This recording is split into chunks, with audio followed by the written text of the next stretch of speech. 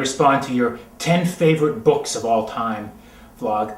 So I'm going to go real quick, otherwise I will go on and on about each book. I'm just going to name them, and I'm going to include graphic novels as well. So I'm sort of kind of bending the rules a little bit, but you know, still fiction and still novels. So here we go. Robert E. Howard, Conan. This is a collection of his works right here, so I'm just going to include all of the original Robert E. Howard Conan novels right here. Book number 1. James Ballard. I'm going to give you 2 books, one that I'm holding here, Crash, and another one, Empire of the Sun. That'll be my number 2 and number 3 books. Okay, I'm going to cheat again a little bit. This is number 4 on the list because it's a screenplay. Jacob's Ladder by Bruce Joel Rubin. And it's actually a published screenplay. And he also wrote another great movie, Ghost, by the way. So this would be number 4 on my list, Jacob's Ladder. 5. This is a collection of short stories by Brian Aldiss, a British science fiction writer.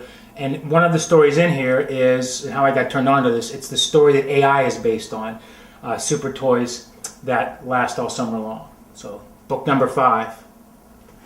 Okay, book number 6. I love the Ian Fleming James Bond novels. I'm going to put Goldfinger on there. Probably the best one. Thunderball would be my second choice. Casino Royale would be my third. So I'm going to count them all as one book, though.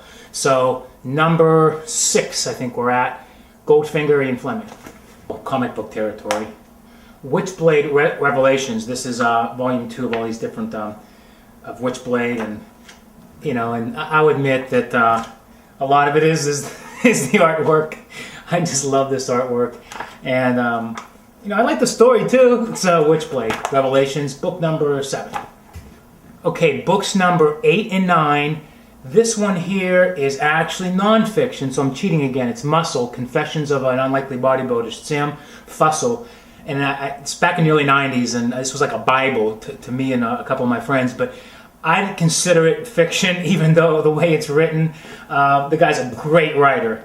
And also, another great writer I love, Chuck Palahniuk. And I got to go with Fight Club. I love all of his books, all of his early stuff, the first 5 or 6. But this, I think, has got to be, if you got to have one, it's Fight Club.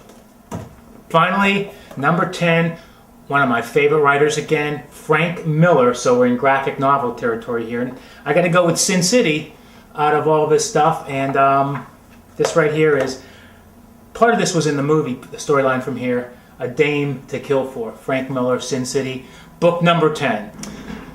Now you see, I got that same addiction problem as you. I can't even keep it to 10. There's so many other books here.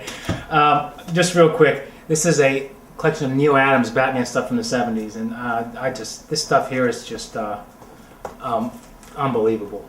I mean, you talk about 4-color crack, and I'd have to include some of these old pulps that I love. I'm addicted to these. Capered Canaveral, 3 Day Pass to Kill. These are old, hard-boiled novels. They have a big influence on my writing. Pattern for Panic, and I keep them in the plastic actually because they're so old. And Insatiable, Sloane Britton. You gotta love that cover. Okay, so those are my 5 runners-up right there. So that's my complete list of favorite books of all time. Bye.